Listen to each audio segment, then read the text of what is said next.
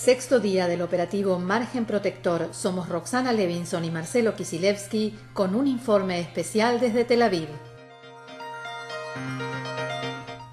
Shalom Roxana. Shalom Marcelo, shalom a todos. Lo que queremos es acercarles por medio de este programa hechos y perspectivas de estos días difíciles que se viven en Israel. ¿Y con qué empezamos? Vamos, si te parece, a apuntes de la jornada. Esta mañana se llevó a cabo en Jerusalén la habitual reunión de gabinete en formato especial. Allí el primer ministro Benjamin Netanyahu dio parte a sus ministros de la situación en el conflicto con Hamas y, entre otras cosas, dijo: Estamos golpeando al Hamas con fuerza creciente. Estamos golpeando a sus comandantes, a sus activistas, a los arsenales de cohetes y sus cuarteles. ¿Quién se oculta en las mezquitas? El Hamas. ¿Quién coloca depósitos de armas debajo de hospitales? Jamás. ¿Quién convierte viviendas civiles o jardines de infantes en cuarteles? Jamás. He aquí toda la diferencia entre nosotros y el Hamas. Nosotros utilizamos sistemas de protección antimisiles para proteger a los habitantes de Israel. Ellos utilizan a los habitantes de Gaza para proteger sus arsenales de misiles.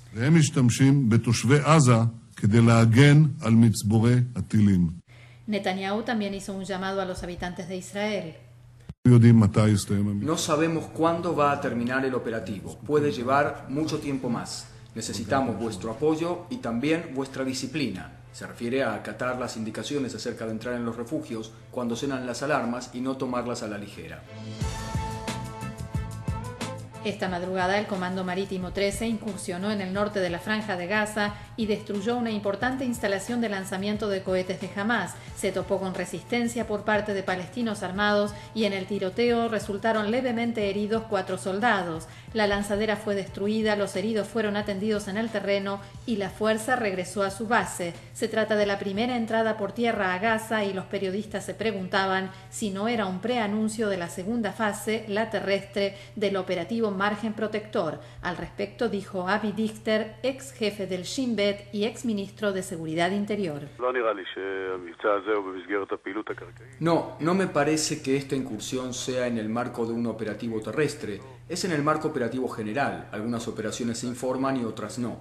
Pero con respecto a la entrada por tierra, hay que entender antes para qué se entra y cuál es la misión que recibirá el ejército por parte del gobierno civil. Para Dichter, la motivación de Hamas para lanzar esta nueva escalada de violencia con cohetes contra Israel no está relacionada con Israel, sino con Egipto. El nombre del juego, la razón de toda esta jugada, no está siquiera relacionada con nosotros. El tema es el paso de Rafah. El paso de Rafah es el tubo de oxígeno del Hamas en Gaza. En el último año, esa vía fue bloqueada por Egipto y por esta vía deben pasar los bolsos con dinero con los salarios de decenas de miles de empleados del Hamas en Gaza. Y los egipcios están en una trampa. Ellos declararon a los hermanos musulmanes y por lo tanto también al Hamas como una organización terrorista y por eso no vemos hoy en día contactos a nivel diplomático dirigidos por Egipto y entonces sale perdiendo también Israel porque Hamas no puede terminar esta vuelta sin que el paso de Rafah sea abierto por un Egipto solidario con Hamas.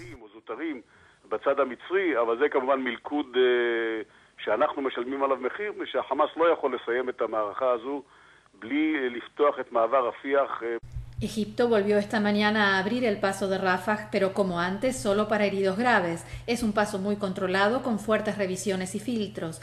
Hamas ha criticado fuertemente a Egipto por no abrir el paso fronterizo de modo total, mientras que el Ministerio de Relaciones Exteriores egipcio atacó a Hamas diciendo cómo se atreven a criticarnos a Egipto, que ha hecho más que cualquier otro país a favor de Hamas. Esta mañana miles de palestinos evacuaron sus hogares en el norte de la Franja de Gaza a instalaciones de la agencia de refugiados UNRWA a raíz del llamado del ejército israelí a los habitantes de la aldea Beit Lahia de abandonar sus casas hasta las 12 del mediodía con vistas a un previsto ataque aéreo. Hamas, en tanto, no solamente no transmite por su radio y televisión esta advertencia, sino al contrario, llama a los habitantes a no escucharlas e incluso ha ordenado a quienes se autoevacuaron regresen de inmediato a sus casas. Así lo decía Sami Abu Zuhri, portavoz de Hamas. Este método del escudo humano de los habitantes de Gaza subiéndose a los techos para prevenir los ataques aéreos israelíes da cuenta del carácter de nuestro noble pueblo, el pueblo luchador de la Guerra Santa, que defiende sus derechos y sus hogares con sus pechos al descubierto y con su sangre. Esta política ha probado ser efectiva contra la ocupación. Nosotros en Hamás llamamos a nuestro pueblo a adoptar esta política para proteger los hogares palestinos. Sin embargo, miles se han autoevacuado a pesar de las órdenes en contrario de Hamás, temiendo más el ataque israelí que las consecuencias de su desobediencia a Hamás, que también son temibles. En cuanto al esperado cese del fuego, desde Gaza comienzan a escucharse voces que insinúan que Hamás está comenzando a comprender en qué difícil situación se ha colocado. Uno de los más altos dirigentes de la organización, Musa Abu Marzouk, dijo lo siguiente: «No somos mercaderes de la guerra, nos importan nuestros muertos y heridos, pero el enemigo tiene que comprender que aun si se produce un cese del fuego, esta no será la última batalla». En medios palestinos interpretaron como un preanuncio de una posible negociación pacificadora estas declaraciones. El Consejo de Seguridad de la ONU emitió un comunicado en el que expresa su preocupación por los acontecimientos en Israel y Gaza, llama a las partes a preservar la vida de los civiles en ambos lados y al cese de fuego. La resolución fue leída por el embajador de Ruanda en la ONU, Eugene Richard Gassana. Los miembros del Consejo llaman a la desescalada de la situación, la restauración de la calma y la restitución de los entendimientos de cese el fuego de 2012. El Consejo también llamó al regreso a la mesa de negociaciones directas entre Israel y los palestinos. La resolución fue redactada por Estados Unidos y Jordania, el miembro árabe en el Consejo de Seguridad. Al principio, Estados Unidos se oponía a toda resolución, a la larga se impuso el grupo árabe, pero con una formulación más bien moderada.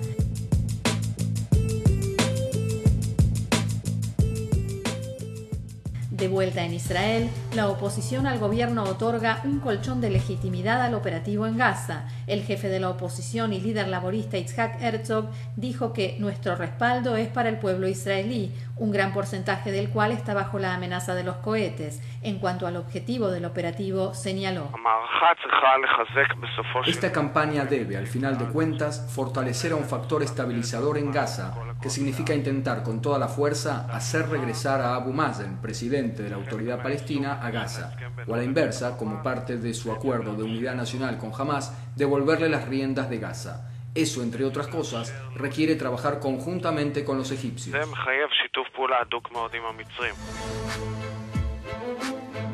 En otro orden o no, 40.000 personas que esperaban ansiosamente asistir al recital de Neil Young este jueves a la noche en Tel Aviv deberán esperar, pues el espectáculo ha sido anulado debido a la situación de seguridad. Solo que fue la policía israelí la que decidió la anulación por no poder garantizar la seguridad de tanta gente al aire libre, a pesar de que Young mismo era firme en su deseo de cantar ante los israelíes. El cantante de Pink Floyd, Roger Waters, que odia declaradamente a Israel, había instado a Neil Young a no apoyar al, según él, régimen del apartheid israelí, pero Young está dispuesto a actuar mañana mismo si así se lo piden. Recordemos que Waters había llamado también a los Rolling Stones y a Pixies a no actuar en Israel, pero sus espectáculos se llevaron a cabo con gran éxito.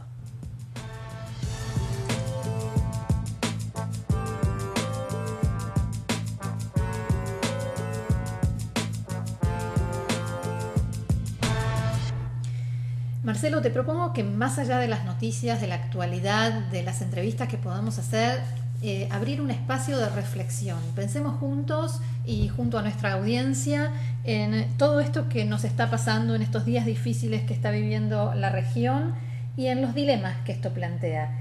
Concretamente para Israel. ¿Israel es el agresor o no? Porque visto desde afuera se están muriendo civiles palestinos todos los días, todo el tiempo. ¿Esto no debería hacer que hagamos un llamado a la reflexión, una autocrítica? Sí, o sea, el mundo ve a Israel como el agresor, pero tenemos que tener en cuenta que lo que yo siempre digo es la debilidad no otorga automáticamente la razón. Ese relato se está contando al revés. Es primero los cohetes lanzados desde Gaza y la respuesta israelí. El hecho de que se provoquen muertes de un lado no implica que eso es ser el agresor, si no, habría también ataques en Cisjordania, y no los hay. porque no hay una agresión desde Cisjordania, la hay desde Gaza. No solo eso, la situación en Cisjordania y en Gaza es bien distinta. Como Cisjordania ha mejorado en los últimos años desde el gobierno de Mahmoud Abbas en materia de seguridad para la población, de infraestructura, todo tipo de cosas que pudieron hacer por esta coordinación que tienen con Israel, que jamás nunca aceptó. Lo que jamás hizo con la Franja de Gaza es exactamente lo opuesto a la política de Mahmoud Abbas y la Autoridad Nacional Palestina. Y esto es porque hay una agenda que tiene que ver con el Hamas en Gaza, que es de tipo yihadista, que después de un rato vamos a hablar de eso también, que tiene que ver con la destrucción de Israel y la instauración de un régimen islamista radical. Es decir, no tiene que ver con 2 estados para 2 pueblos, que es lo que estamos dialogando con otros palestinos, no menos palestinos que los de Gaza, con buena voluntad y mucho esfuerzo, con altos y bajos, pero que es lo que se está haciendo. Y esto se refleja, me parece, también en la actitud de cada una de estas dos partes, podríamos decir, los dos lados de la moneda, las dos caras de la moneda palestina, respecto a este conflicto en particular, ¿no? Sí, es decir, el presidente de la Autoridad Palestina, Mahmoud Abbas, ya acusó al Hamas de ser mercaderes de la guerra. El portavoz de los palestinos, el Hamas en Gaza, Farouz... Samu Abu Zuhri. No, otro. Son 3. Lo acusó a Mahmoud Abbas nada menos que de ser un traidor y un agente del sionismo. Así que bueno, dijo que pronto le van a dar la membresía en el partido Likud. Exactamente. Marcelo, ¿de qué depende que Israel decida o no iniciar, o que lo decida ahora, la tan anunciada incursión terrestre? Bueno, obviamente depende de que el Hamas siga o no lanzando cohetes. Lo cierto es que el caudal de los cohetes diarios no está disminuyendo. La pregunta es por qué entonces un bombardeo que ya da más de 1.200 objetivos y qué sé yo, no está dando como resultado la disminución de los cohetes. Y esto tiene 2 razones, Roxana. Una tiene que ver con que los cohetes esta vuelta están enterrados bajo tierra, es decir, el Hamas aprendió las lecciones del pasado y esta vez puso no solamente a los cohetes de mejor alcance abajo de la tierra, sino que los mismos terroristas, los mismos jefes del Hamas se están escondiendo debajo de la tierra. Y la otra razón es que muchos reservorios de estos cohetes están en lugares civiles, como hospitales o mezquitas.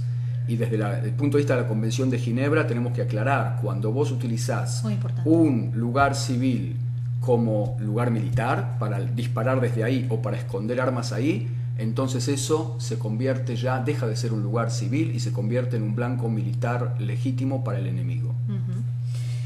Sí. Y bueno, la pregunta es si va a haber incursión terrestre, tiene que ser con eso, de si disminuye la cantidad de cohetes o si antes viene una mediación internacional. Y de eso también se está hablando en estos días. Sí, de todos modos, quiero destacar, porque me parece muy importante, que del lado israelí el gobierno hace todos los esfuerzos por proteger a los ciudadanos y el máximo de esos esfuerzos es, por supuesto, el sistema Cúpula de Hierro, que es al mismo tiempo la máxima frustración de la organización Hamas. La organización Hamas está gastando sus mejores misiles y que son en este momento un recurso no renovable, porque están utilizando los cohetes que fueron otorgados y fueron contrabandeados vía los túneles por países como Irán o Siria. Cuando la organización Hamas ya no tiene más el apoyo de Irán y Siria. Exacto. Y tampoco tiene disponibles los túneles, porque perdió también el apoyo de Egipto, y Egipto les destruyó todos los túneles. Por ahí va la cosa. Marcelo, cuando el gobierno de Israel se plantea este operativo, ¿qué objetivo se plantea? ¿Cuál es la meta? Lo que se está planteando es, por un lado, el cese total del lanzamiento de cohetes y que este cese del lanzamiento dure tiempo.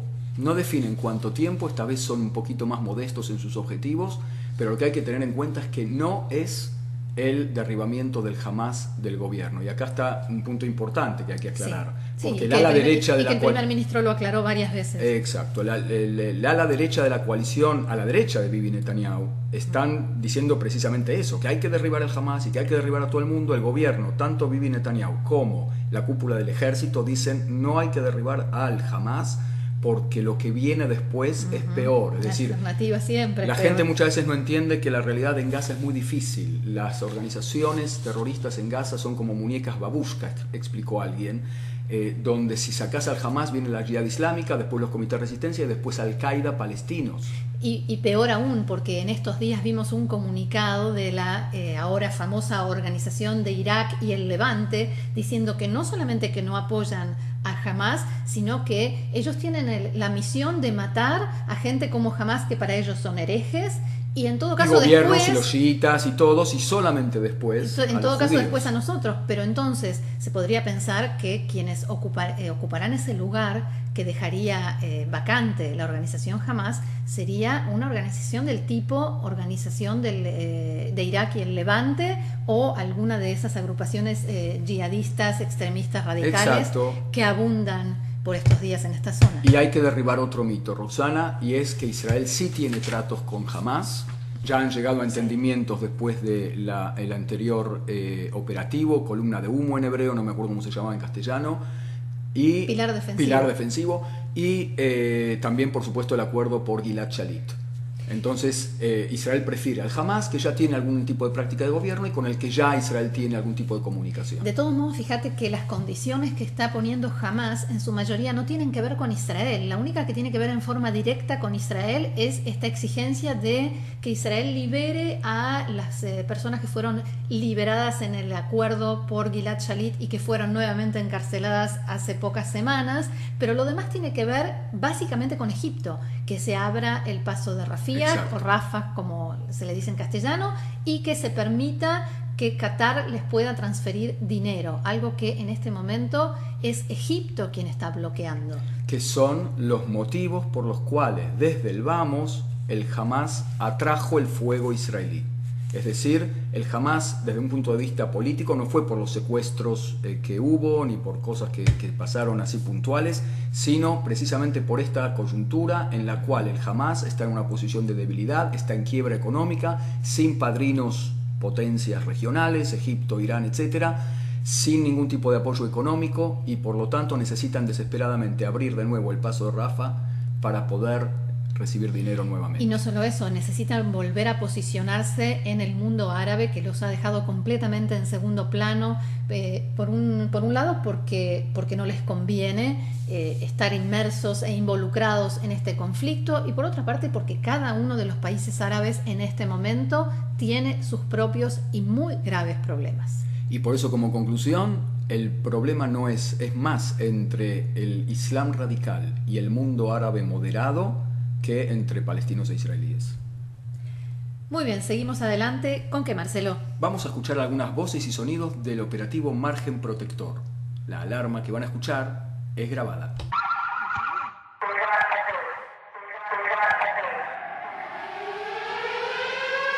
צה"ל, השב"כ וכוחות הביטחון מכים בעוצמה הולכת וגוברת בחמאס. والحمد لك الله أكبر الله أكبر الله أكبر والنصر للإسلام والمسلمين. No country can accept rocket fire aimed at civilians, and we support Israel's right to defend itself. אומרים שלשים ידיים על הראש ומלא ידים מרצים. בדרך כלל אנחנו שומעים על דברים שבדרום, והנה, גם במרכז. לא אומרת עכשיו להיכנס לעזה למבצע רחב ולהשתגע. قرعة العدو الصهيوني لا حديث اليوم إلا عن إرادة להנמיך את הלהבות. צה"ל העביר הילוך משמעותי מאוד.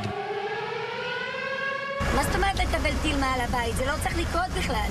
The idea that Palestinians use children as human shields is racist and reprehensible. It's not racist that we have video of the Hamas spokesman on television telling people to stay in their homes. Operación Margen Protector. Le veníamos diciendo al Hamas que el silencio iba a ser devuelto con silencio, pero lamentablemente lo último que hubo aquí fue silencio.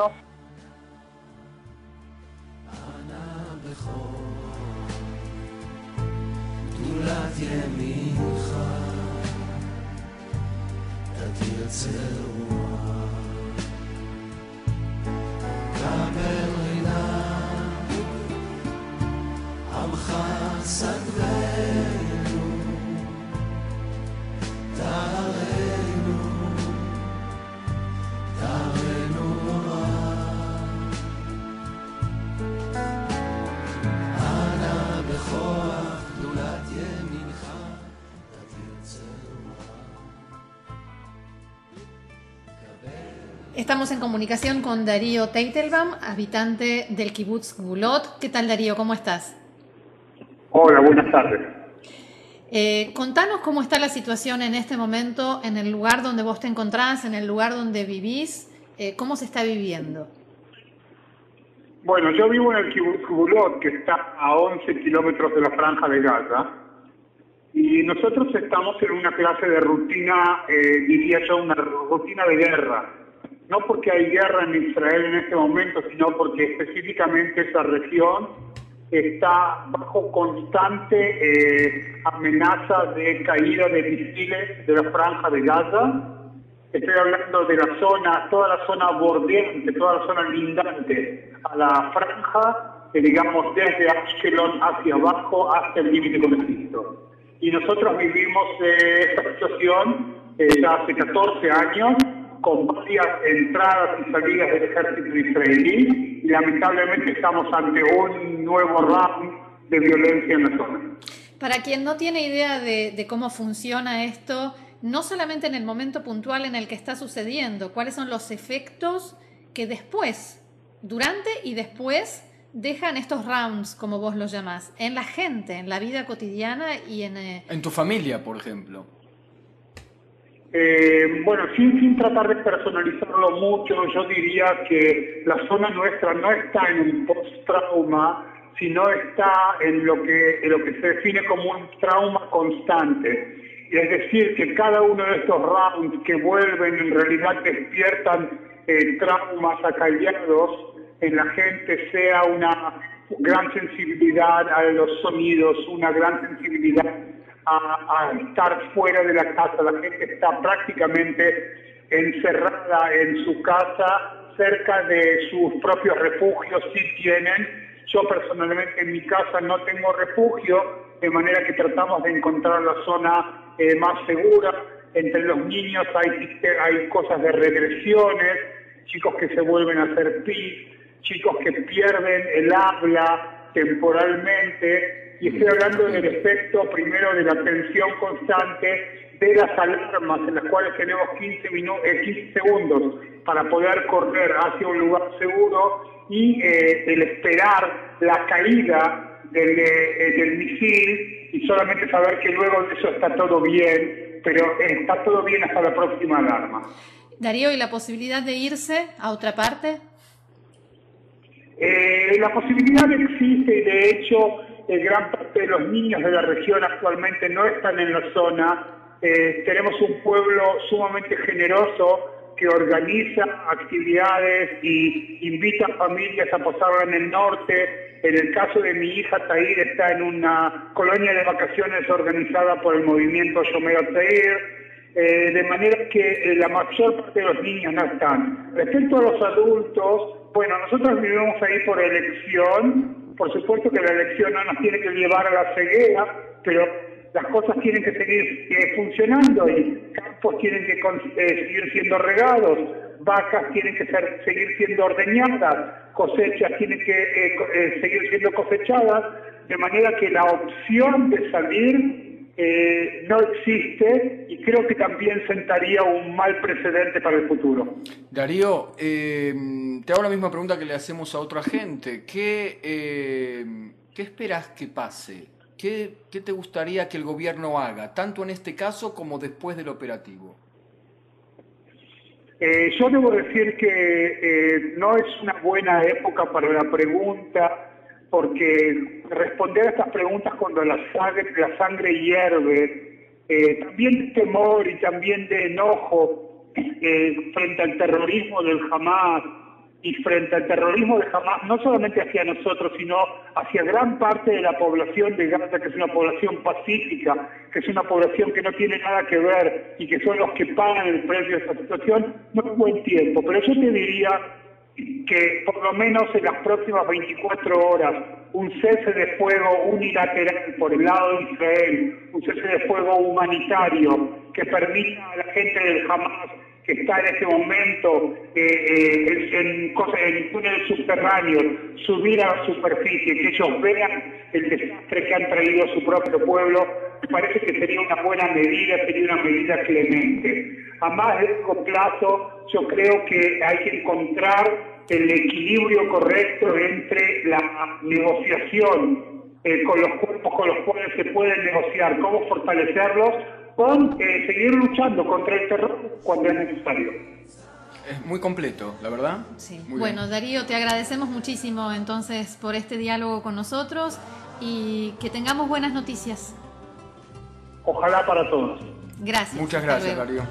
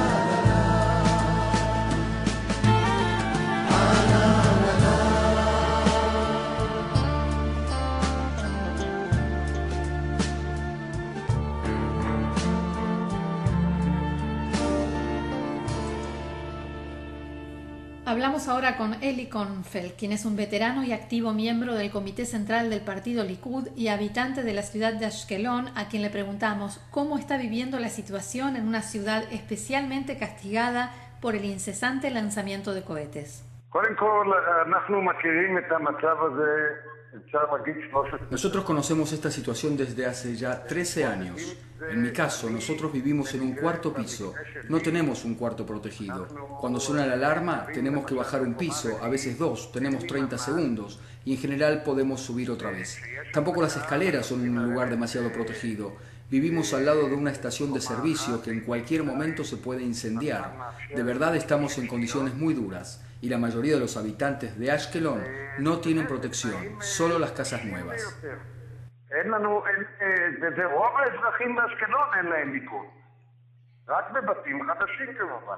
אלי, מאיפה מביאים את הכוחות להתמודד עם כזה מצב קשה, מסובך, מפחיד? Eli, ¿de dónde salen las fuerzas para enfrentar semejante situación tan dura, complicada y temible? En mi caso, yo peleé en casi todas las guerras de Israel.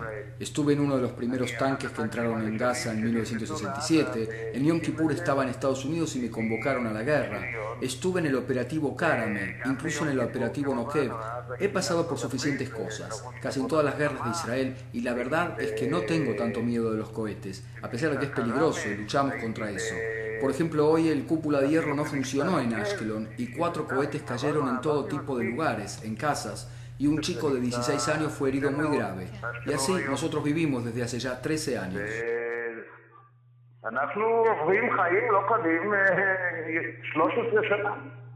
Eli, Eli, ¿qué le pide usted al gobierno? ¿Qué espera que suceda ahora?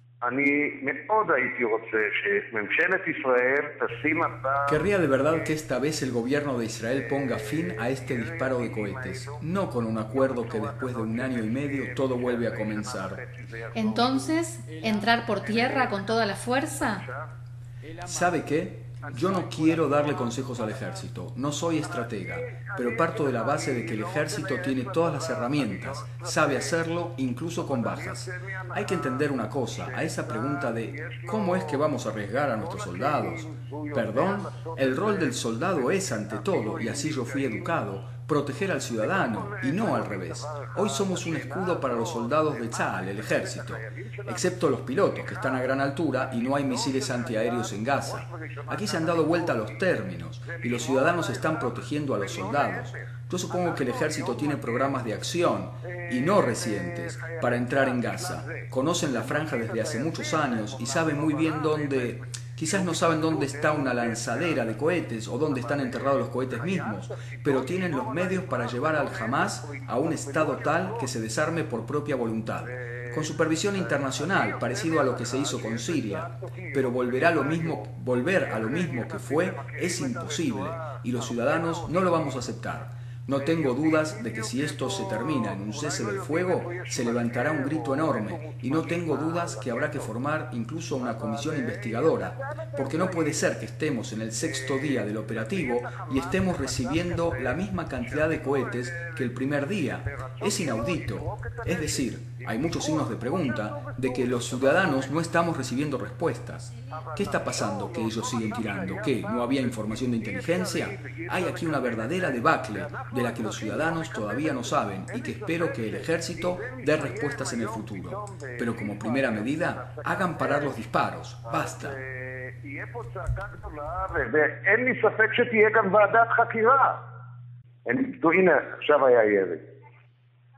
אלי? ללא אזעקה. טוב, אז אנחנו מודים לך על הזמן ונאחל לך כל טוב ותחזיק מעמד. תודה רבה. תודה לכם וכל טוב. ביי ביי. תודה, להתראות. Ahí está, otra vez cayó un cohete. Ok, entonces... Y sin alarma. Entonces le agradecemos por su tiempo. Gracias y todo lo mejor. Todo lo mejor y fuerza. Muchas gracias. Gracias a ustedes y hasta pronto.